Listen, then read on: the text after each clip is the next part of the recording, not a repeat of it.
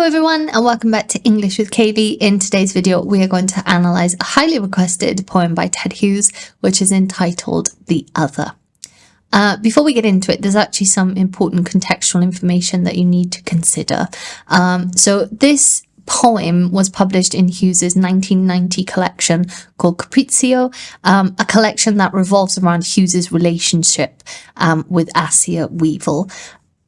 So if you don't know a little bit about it, you need to for the CAIE exam so that you can show your AO1. Hughes left his wife Sylvia Plath for Weevil, which contributed to Plath's suicide in 1963. And of course, this is obviously a fact that loomed over the relationship between Hughes and Weevil. So Weevil had everything Plath had won and the happiness of it. This is a quote that I've taken from the poem. She took her husband, she played mum to their children, and she moved into the family home as well. But Hughes continued to have affairs, and in 1969, sadly, Weevil also committed suicide and took the life of their 4-year-old daughter as well. And in her suicide note, she expressed that the ghost of Sylvia was making her suicidal. And this is something our poem hints at in the final stanza. So it's important to know that information before you get into the poem itself. I would also like to remind you that I have not only this poem and this PowerPoint, but all of the PowerPoints for the 15 Ted Hughes poems on Test and Teachers Pay Teachers. It's a great resource material, not only for in-class, but also for your revision notes as well. Everything is done for you. I'll leave the links in the description below. Okay, so we're going to read the poem and then we'll do a summary and our analysis. Stick around until the end where I talk about the form, the meter and the rhyme. And I'm going to leave you with an essay question and some tips so that you can do very well in your upcoming exam. So, the other. She had too much, so with a smile you took some. Of everything she had, you had absolutely nothing. So you took some. At first, just a little. Still, she had so much, she made you feel your vacuum, which nature abhorred. So you took your fill for nature's sake. Because her great luck made you feel unlucky, you had redressed the balance, which meant now you had some too for yourself, as seemed only fair. Still, her ambition claimed the natural right to screw you up, like a crossed out page tossed into a blanket. Somebody, on behalf of the gods, had to correct that hubris. A little touch of hatred steadied the nerves. Everything she had won, the happiness of it, you collected as your compensation for having lost, which left her absolutely nothing. Even her life was trapped in the heap you took. She had nothing. Too late you saw what had happened. It made no difference that she was dead.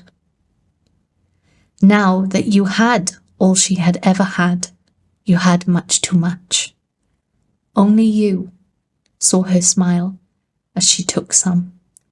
At first, just a little. This is actually one of my favourite poems from Hughes. So let's go through a summary before we get into the stanza by stanza analysis. So this poem is slightly different to his others in the collection. It's written using the second person at the you. So the speaker says how another woman had more than you. So you set out to restore the balance by taking what was hers, just a little to begin with. And then drawing on Aristotle's declaration that nature hates a vacuum in that it will always be replaced by another or other thing, you continued to take from the woman until you were full. However, the woman's drive and success left you feeling unlucky by comparison. You felt as useless as crossed out words on a page, discarded. You felt it was your duty to step in and restore the balance by taking everything from her. And then after successfully taking everything from her, you realised what you'd done, but by this point it was too late. She was dead, and there was nothing you could do. Now you were the one with too much. And the poem ends with, you were the only person that can see her, suggesting a kind of ghostly figure, taking back what you had stolen. She only took a little at first. Now, of course, this is not 100% documented to be about Plath and Weevil and Hughes, but there's enough there that we can infer, and we can link this into our essay to get those top band marks. So what theme does it explore? Well, it looks at the envy and entitlement of the you, and it focuses very much on the destructive nature of having such qualities. So stanza 1, the shortest stanza, just 4 lines long.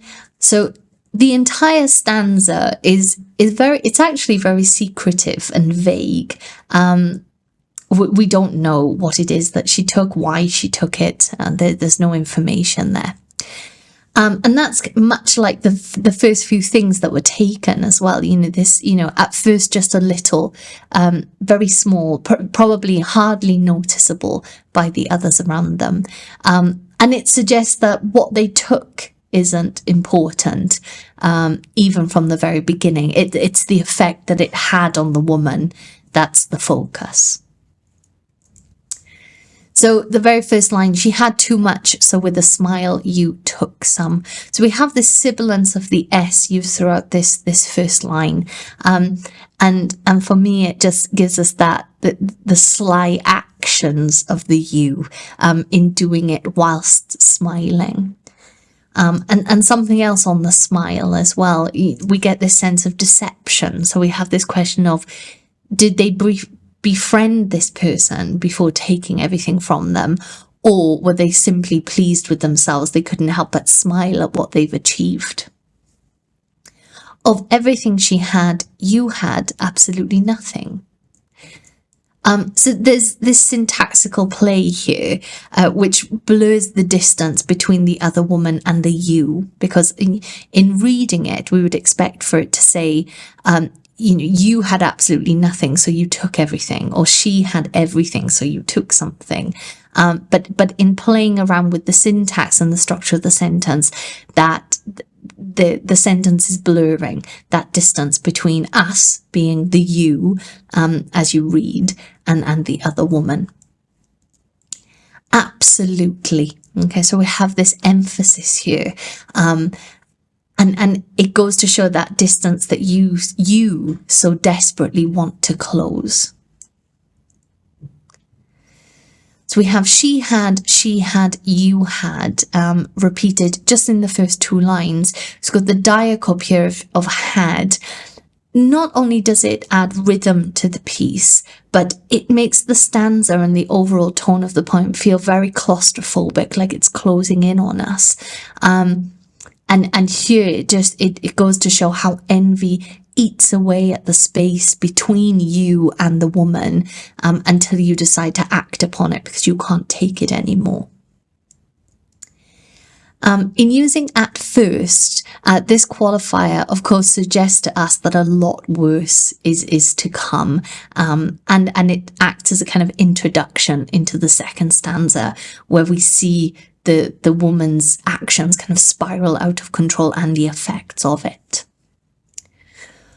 Okay, so because stanza 2 and stanza 3 are so incredibly long, we'll talk about that more later, how many lines and the importance of it. I've split it up, so we're just going to look at lines 5 to 10 in stanza 2.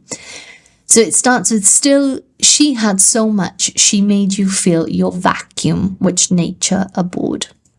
So here we have Aristotle's famous declaration about the vacuum, which looks at the laws of nature.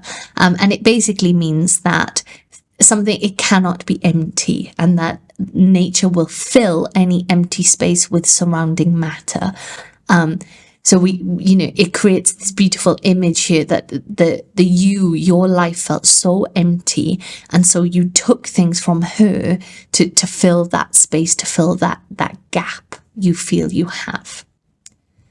So you took your fill for nature's sake. So the repetition here of nature is quite ironic, and we see a lot of irony throughout the poem. It's something that you, again, the you being the second person within the poem, it's something you tell yourself to justify your actions, that you're acting on behalf of nature, and later on the you mentions the gods.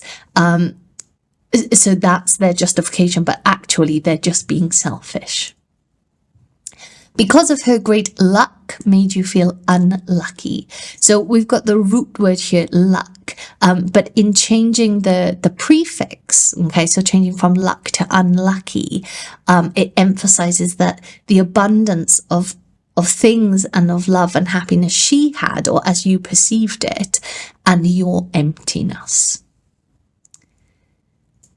Now you had some too for yourself. Of course, this isn't the end of the stanza, but it also suggests to us that it wasn't enough. And we learn that as we move into the next section of the stanza. Now you had some too for yourself, as seemed only fair. So here, even the speaker mocks the you, okay, because actually we know that life is never fair. But your assertion that it must be is quite comical to the speaker of the poem. Still, her ambition claimed the natural right to screw you up. So again, going back to this idea of nature, the you feels that the world is against them, that there's nothing that they can do. And we have this beautiful simile here, like a crossed out page. The simile highlights how unimportant and inconsequential you felt. Again, this idea of being disregarded and discarded, thrown away. And in terms of context, it is true, Plath and Weevil, they were both poets, which suggests that Weevil wanted the same level of success professionally also, not just, to have Hughes and his children and the home. But of course, Plath became very, very popular after her death. Now, we can't read too much into it because, of course, also Hughes was a poet as well. So perhaps he's talking to himself. Who knows? But definitely something that you can allude to in your analysis. So somebody on behalf of the gods had to correct that hubris. So again, this idea that the you sees themselves as a god, somebody to step in and correct the wrongs of the world, that it's your duty to almost bring her down a peg or two. But of course, again, the speaker quite mocking in their way that somebody on behalf of the gods had to correct it, and it just happened to be you, or you thought it was going to be you. A little touch of hatred steadied the nerves. So this is our final line of the stanza. And I think that hatred doesn't really allow for any moment of lapse or reflection. And it almost gives the you a reason to act in such a way, so unapologetically, because there's that level of hatred. So that's what happened. And then we move in to stanza 3. And now we see the result of that action and those actions and decisions. Everything she had won, the happiness of it, you collected as your compensation. So we have this kind of metaphorical winning of not only the physical and material objects, but even of her happiness. And it's important here to note the difference from stanza 1 when it was just a little. Now, everything, you've taken everything, you've collected it all. And that particular word choice as well, the connotations of to collect, it's very cold. And when I was reading it, I just got this idea of like a debt collector, something that must be done, despite it's not a pleasant job to go and, collect something or take something from somebody. It's simply something that has to be done. And of course, we've got that alliteration of the C, the collected, the compensation, quite harsh sounds. And it also highlights just how cold and sharp your actions were. For having lost, which left her absolutely nothing. So now we have this repetition from the first stanza, but now the roles are reversed. Now you have everything and she has nothing. And that is also repeated at the end of line 22. She had nothing. The further repetition here really suggests the anger of the speaker towards you and your actions, that things went much too far. And of course, throughout this stanza, we have this enjambment used in lines 18 to 22, and it does reflect that momentum and speed at which you took everything. And it also shows how your envy became uncontrollable. And the end stop after nothing, she had nothing, really shows the kind of, the final elements of it, that there's nothing else left to take. And then the last part of stanza 3, of course, the entire stanza here turns quite dark when you realize what you've done. It's too late. She's already dead. And of course, this is almost certainly an allusion to Plath's suicide just a few months after Hughes left her for Assia. So in the first 3 lines here, 23, 24 and 25, with this plosive alliteration of the D sound, what had happened, dead, she had, ever had, it really adds to the tragedy of the situation, but also the weight of the death on you and on your actions, what you've done, but also the people around you, her as well, who felt the tragedy of her death. And the speaker highlights that, you never stop to think about the impact on the other, only your own gain, which is obviously derived from envy. And again, we come back to this diacope of the had, you had, which is also strengthened with the much and much as well. And it brings us back to that claustrophobic rhythm of the first stanza. However, now the purpose is very different. It's not the envy, but it's the destruction and guilt that the person feels and how it's closing in on them. Only you. Of course, this kind of standalone line here with a huge gap, there are multiple ways of looking at it. I've got 3 here. It'd be interesting to see what you think in the comments below. So one is obviously it creates that physical space on the page, and that may be to hint at the death that haunts you, and your surroundings, that you feel isolated and alone. Of course, it could be used as a dramatic pause before the final twist, when we get this, this ghostly figure that appears. And of course, it may be that isolation of you after destroying another, and how you felt very alone. It could be all 3. And the poem finishes, saw her smile as she took some, at first just a little. So here we see the other. Okay, so this could be the ghost or death itself, just what's happened, haunts you and takes all of your enjoyment of the things that you took for her. Okay, so this soliloquial structure here could really hint at how envy and the comparison of our lives with those around us can only end badly. So it's about breaking that cycle before it's too late. Right, as promised, let's take a look at the form, meter and the rhyme of the poem before I give you an essay question for us to discuss. So the form, it's written in free verse and it's a poem that consists of 3 stanzas. But what's important is they are varying length. So the shortest, being stanza 1, has only 4 lines, and the longest has 13 lines. And of course, 13 is considered unlucky in Western cultures, and I'm sure around the world. So it's fitting that the last stanza that resulted in the death ends with 13 lines. And that gap again, where we see the only you between lines 26 and 27, creates that dramatic tension before the final twist, and the ghostly presence of the woman, and the weight of the death and what it causes. In terms of metre, as it's written in free verse, much like Hughes' other poems, it doesn't contain a set metre, but it moves to create a more intimate and conversational style of writing. However, techniques such as enjambment and the repetition gives quite an intense pace to the piece, as it explores the dark topic of jealousy and creates that claustrophobic feel throughout.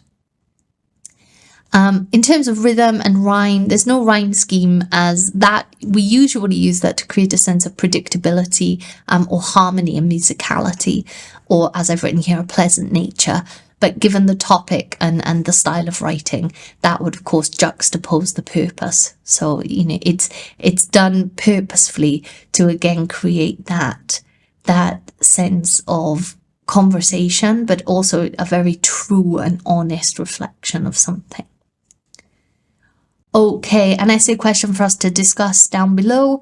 How is the theme of envy explored in the poem? So I'd love to hear what you have to say. Be sure to leave a comment and we can have a little chat about it. Good luck for any upcoming exams, and I'll catch you in the next one. Bye guys.